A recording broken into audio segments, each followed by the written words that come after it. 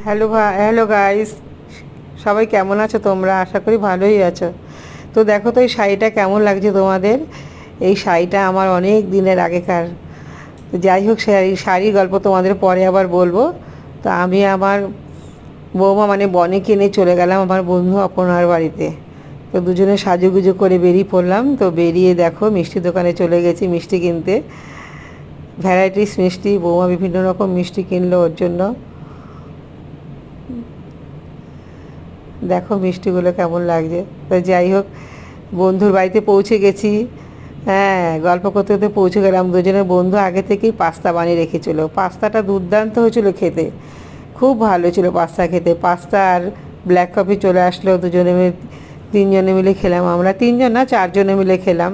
তো বন্ধু তো মানে আড্ডা, গল্প, হাসি, মজা খুবই ভালো লেগেছিলো। কেননা শরীরটা যেহেতু খারাপ ছিল, জোর করে আমাকে নিয়ে গেছে।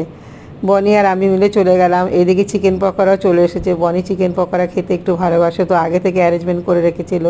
মানে আমাকে কিছু জানতেই দেয়নি যে ও যে এইসব করবে। মানে এত বন্ধু, মানে ও সত্যি কথা আমাকে সত্যি খুব ভালোবাসে, মিথ্যা কথা বলবো না। আর ও এমন জোর করে, আমি না গিয়ে পারি না। যাই হোক, আমরা অনেক বছর ধরে বন্ধুত্বটাকে টিকিয়ে রেখেছি। তোমরা মানে সব সময় ইয়ে করো, প্রে করো যাতে এই বন্ধুত্ব আমাদের সব সময় যেন টিকে থাকে। তা তারপরে দেখো গল্প গল্প হলো।